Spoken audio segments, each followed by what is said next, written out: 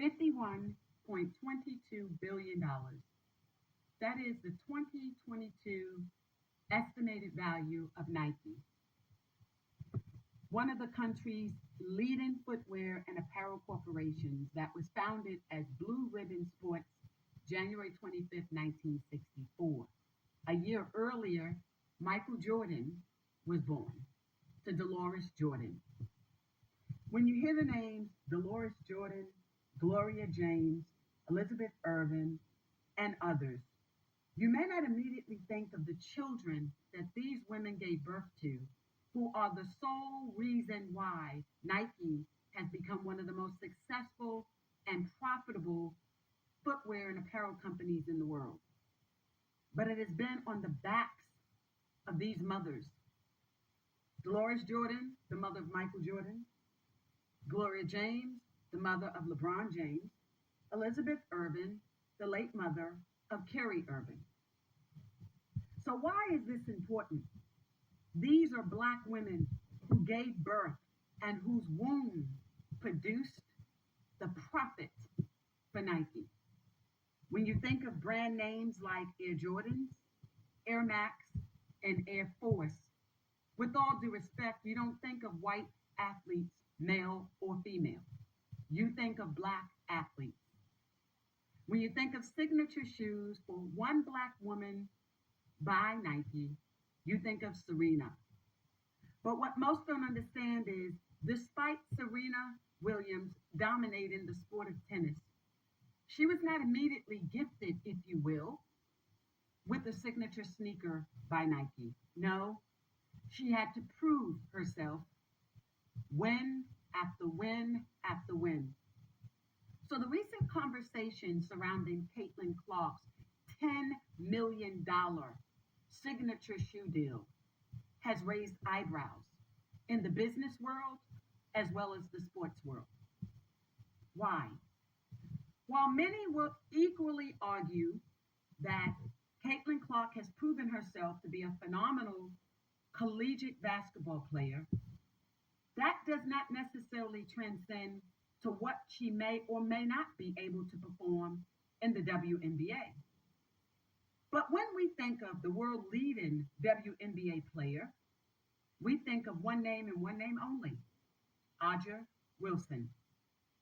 A'ja Wilson is a two-time champion for the WNBA's Las Vegas Ace. She also is the MVP. But notwithstanding that, unlike Clark and her provable record within the WNBA, A'ja also holds a champion for the NC2A 2017 Gamecock under the fabulous Queen coach Dawn Staley. So what has happened that Nike has refused to extend to A'ja Wilson a shoe deal? Not necessarily akin to or exactly like that of Caitlin Clark, but a shoe deal at all. You see, A'ja has been playing for the league now since about the 2017-2018 year. And since that time, as I previously articulated, she's brought them multiple championships and world recognition. She is also an Olympic gold medalist. These accolades, respectfully, are not shared by Caitlin Clark, but this is Nike's reason, and that of many others, for justifying why Caitlin Clark is deserving of a $10 million signature shoe deal over A'ja Wilson. One word: popularity. They believe that based on the purported and alleged viewership that has been provided by different backgrounds, one ESPN, ABC's affiliate, if you will, Nielsen ratings, USA Today, Associated Press, have all issued different viewership for the games in which Miss Clark has participated against the Gamecock, against UConn, and LSU.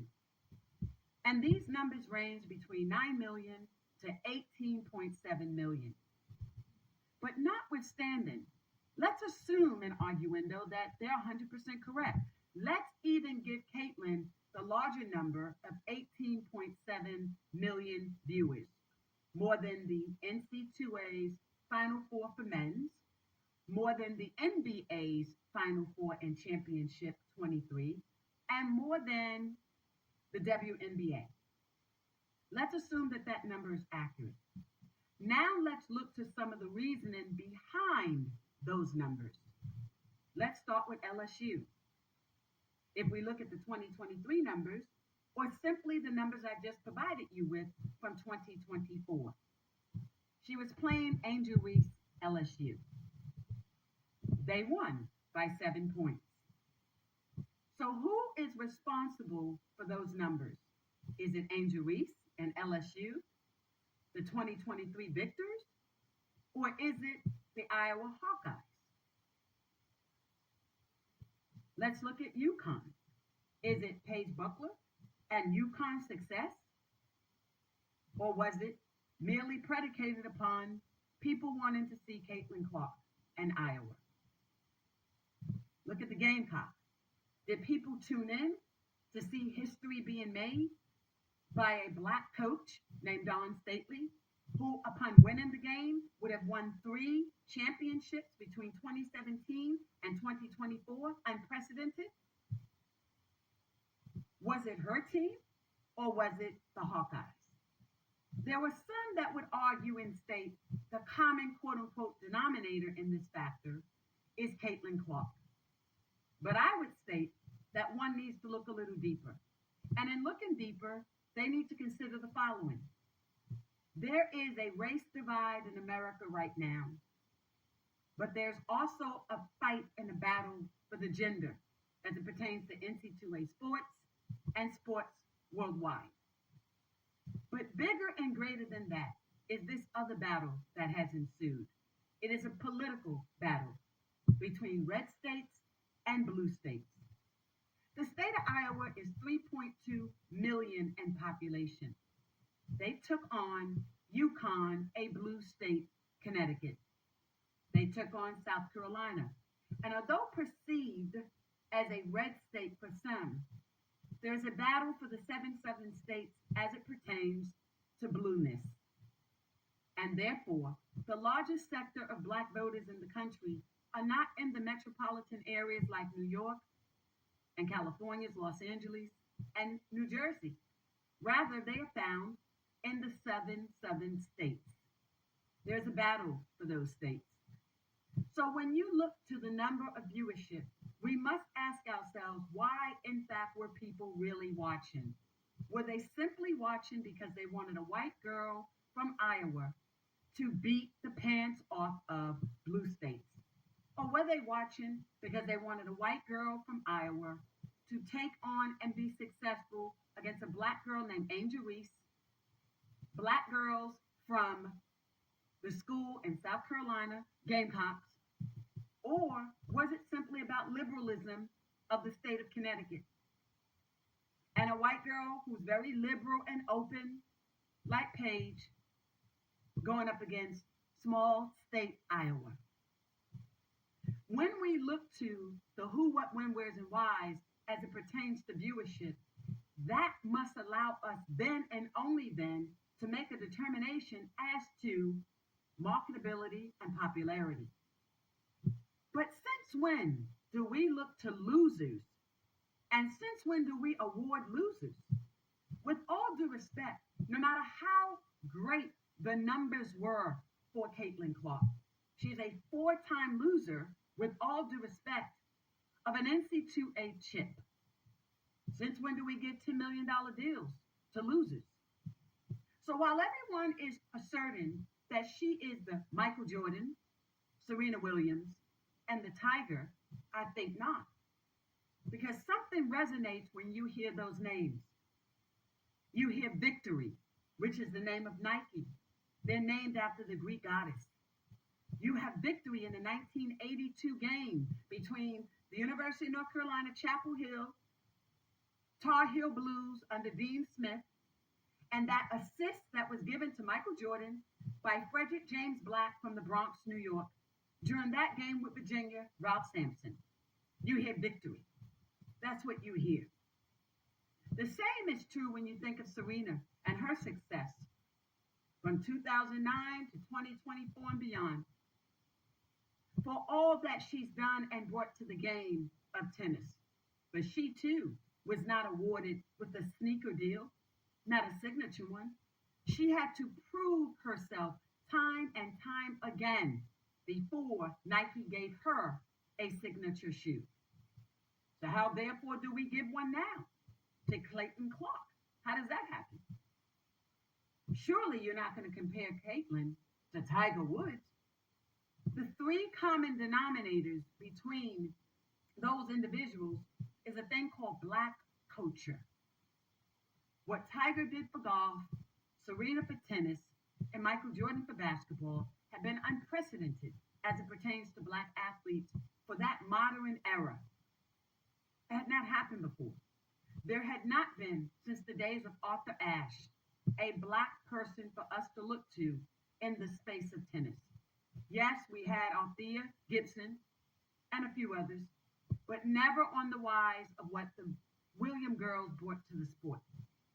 As it pertains to golf, although we can trace the history of golf back to blacks, yes we can, including who owns the trademark and patent to the tee and the design of the club. Yes, history. But in terms of recognition for the game, on the level that Tiger Woods presented, it had never happened. So what he brought to the game was more than a skill. It opened the doors for young black kids across America to say, I can do this. The same is true of tennis with Serena and her sister Venus. It was different. But even wherein we look to that, there had never been anyone in basketball, women's sports, to receive the deal that Clark received. So when we talk about popularity, if in fact that is the direction that Nike wants to go, then why didn't Nike offer Angel Reese a deal when she was in college? Why? Did she come across too urban for them? She has 3 million followers on Instagram, well before she won a chip. 485,000 followers on Twitter.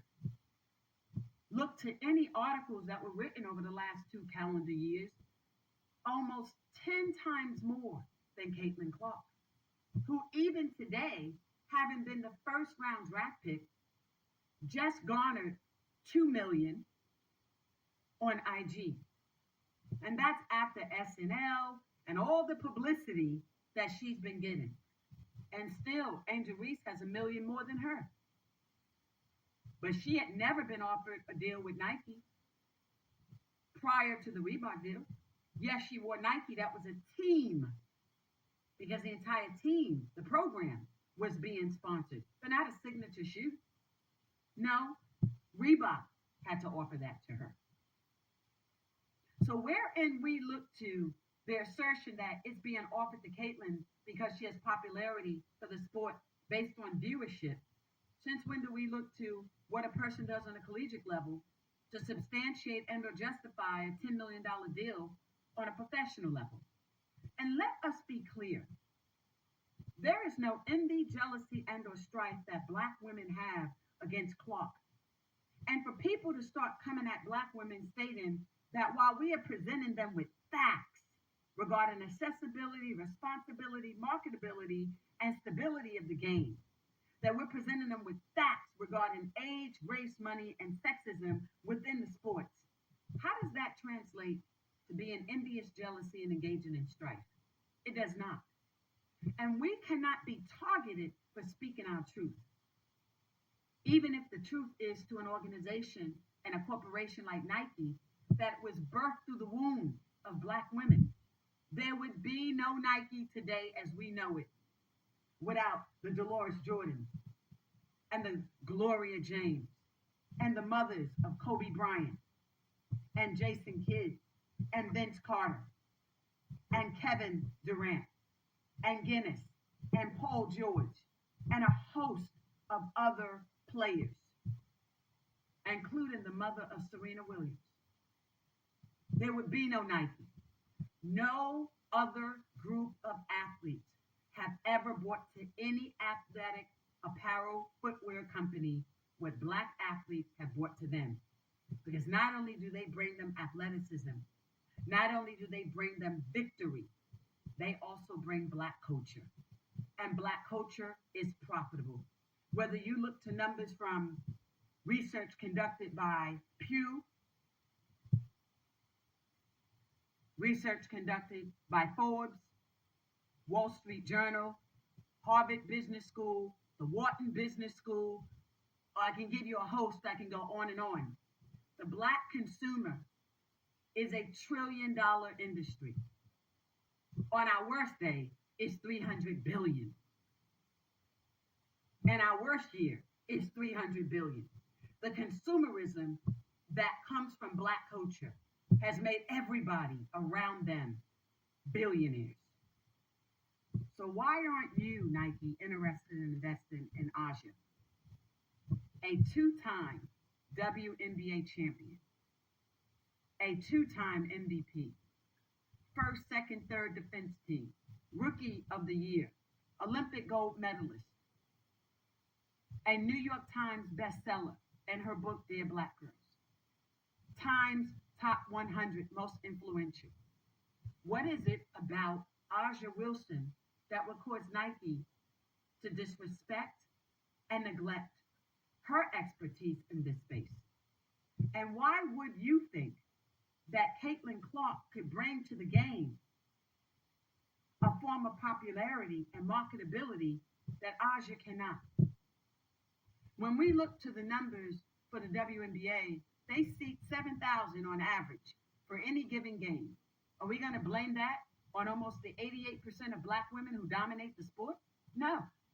We look to what has happened with the WNBA themselves, with the focus on the likes since 1997 to today on white female players.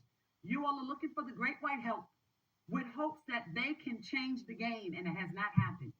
Not with Rebecca Lobo, not with Becky Harmon, not with Diana Taurasi, not with Sue Bird. They haven't been able to generate for the game. But time after time after time after time, that's where you all put your money, your power, and your respect in. That's where your money, your power, and your respect, it goes to them. When we look at how much money Aja Wilson made when she first began playing in the WNBA, it was $58,045 per year. Young made $72,141. Collier at $70,040. Howard at $72,141. Boston at $74,305. And this year, Caitlin will make $76,335,000. I think it's $535, and she should, because every year the numbers go up. But interestingly, while the call for equity and equality in women in sports has been a topic of discussion for many, no one is talking about the inequity and inequality in sports as it pertains to what is now happening with sponsorship regarding Aja Wilson and Caitlin Clark. And then when we do have this conversation, the first thing we hear is, well, Lisa, why don't we just all try to come together now for the sake of women in sports?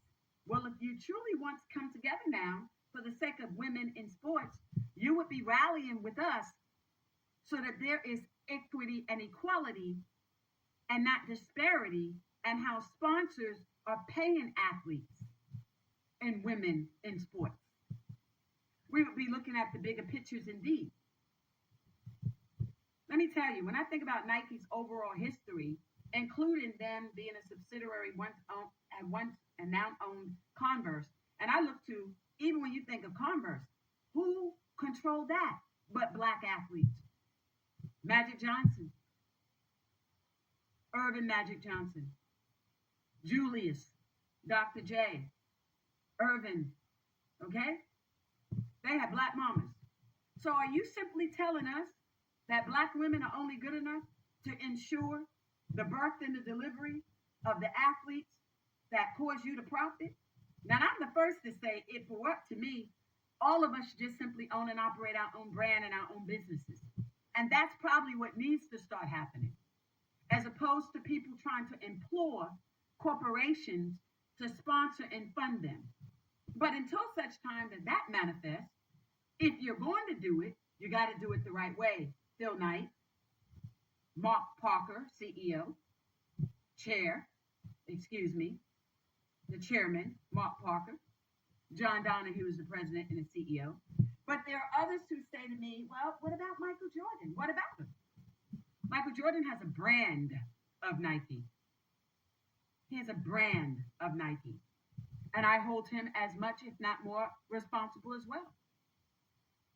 Because if, in fact, based on the agreement that he has with Nike, then he, through his brand, could sponsor Aja as well. That has not happened on that wise. There's been no investment in this woman. What else must she do?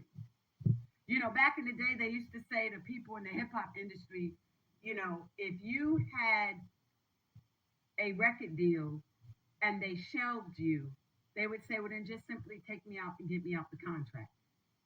So if Nike is not interested in Aja, and if Nike is not willing to do for Aja what it was willing to do for its white counterpart, Caitlin Clark, then simply take her out of her contract. Nike's always been the first to come after black athletes as soon as they do something wrong. Under this moral turpitude, John Morant, Kerry Irving, and a host of others, they'll drop them just like that. But how should the communities begin to respond when Nike is dropping the ball? We saw what happened with the Colin K commercials and how middle America responded to that. They started a burn-in campaign. I don't submit to violence in any way, nor do I submit to people burning sneakers that you purchase. That's not going to hurt Nike because Nike already profited from the purchase. So you only take the L when you do that. So how should black women in America, who represent 67% of the households in America, and people who are in right standing, how should we as a collective respond to what Nike is doing? There are some who are equally disappointed in Nike as it pertains to the uniforms that Nike have women wearing in track and field, that it sexualizes black girls. So is Nike now in the pimp business? What's going on with that? That you're going to put black women out there to look less than ladylike? Nike just returned from Paris for a show.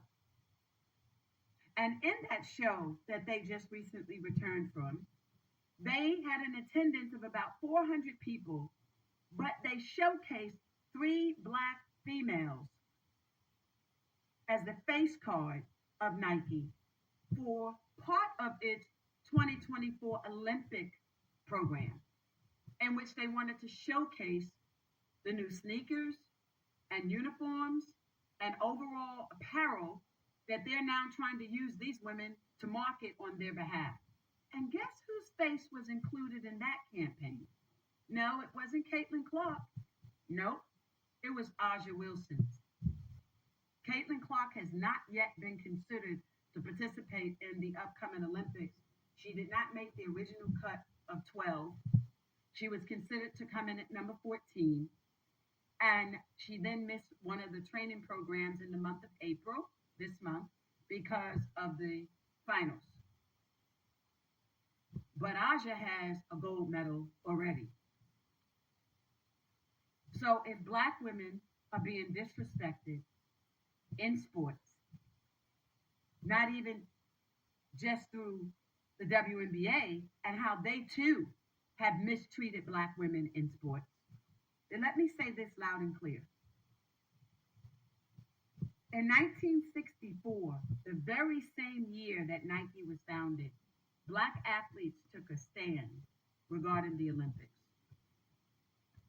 There has to come a day in time, in modern day, where we are now, that black athletes are willing to take a stand for what they believe in, to address the disparity and discrimination that is transpiring in sports, both collegiately and professionally. There was a meeting held on April 19th, Friday, in New York with regard to what might the response of the Black community be regarding what is happening with Asia Wilson. I'm looking at three things. I'm going to address the issue with Asia in a minute. With Aja Wilson and Caitlin Clark, the WNBA and Nike. And then we look to what happened in Asia, the continent, and what happened as it pertains to sweatshop protestation, child labor, and equities and inequality and fair pay in those countries as well.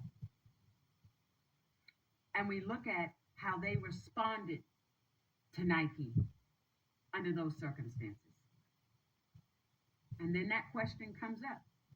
If Black women want to make a change, then they too must be a part of their change. Be the change in the world that they want to see. Be the change in the world that they want to see. I smell an odor, and the odor that I smell is the BS manure that Nike has thrown in the face of Black women and our community. To the mothers who are no longer with us, their spirit, and to those who are here now, who have given birth to a nation, to the mothers who have given birth to the future of collegiate and professional sports, to the mothers who have given birth to the individuals responsible for the $51 billion made by and the assessed value of Nike. How would you respond? What should Black women do? Should we have our own don't burn, don't buy? Don't burn, don't buy. Don't destroy your investment you already purchased. That would be the difference for starters. Don't burn or don't buy. But would that in and of itself be enough? We know that Nike started taking a hit during the protestation in 2018. It was a 2.1 loss, if you will, of stock, a 2%. That's what they lost, their trading value. So what might happen?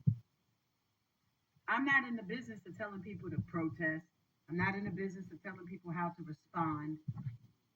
But I am in the business of being part of meetings where conversations have ensued. How do we, as Black women in America, those of us even in the field of sports, and all people in right standing, respond to a corporation that has made billions because of Black women and what they have delivered, respectfully and figuratively speaking, to Nike by way of professional athletes? How do we respond to that? How? Do we simply say, well, it'll happen in time? You know, there's a lot of people that say, wait your turn. It's going to happen. But there are people who die waiting. There are people that actually have died waiting.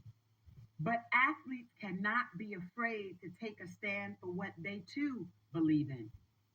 And some of you know what needs to be done to send the type of message and message in to companies like Nike, who are basically saying, I'm going to disrespect and disregard you. And I'm going to put all my eggs in the basket of an individual who has not proven themselves outside of college and didn't even win there. This is not about Caitlin. This is not Caitlin bashing. This is about stating whether you look to marketability of viewership, there is nothing there to support the ideology behind giving this young lady $10 million over Aja. The thought of asserting that she had 17,000 people at her draft party is equally absurd when you look to the number of free tickets, free food, and free drinks that were handed out. What's going to happen when people have to actually show up and pay? Then you talk about, well, she sold out her jerseys. Did she? Because according to an article by New York media, the New York Post, there's no evidence that that even happened. In fact, the evidence that they report is their investigation revealed that there's been no data to show what quote unquote sold out meant. No demographics. How many were sold? Then I looked for my own research. What was the age group of these alleged purchases? Where in the United States did they come from? How many jerseys were actually sold? How many have actually been paid for? And if all of that is true, then why is Fat Fanatics and Dick's stores not shipping anything until August through the month of October? I'll tell you why. Because it never went down the way they said it did. There are no pre-orders that take 6 months to deliver. There are no pre-orders that would take 6 months to manufacture and deliver. But I'll tell you what they're waiting for. They're waiting for concrete evidence before they make that type of investment. That's what they're waiting for. And Nike should have done the same. Thank you for joining me on this episode of Field to Rim, brought to you by Seltzman Sports. There is a battle. Nike is in a battle. Aja Wilson and Caitlin Clark. Follow us on social media. We're on Twitter, Lisa Hampton _ or Seltzer Sports.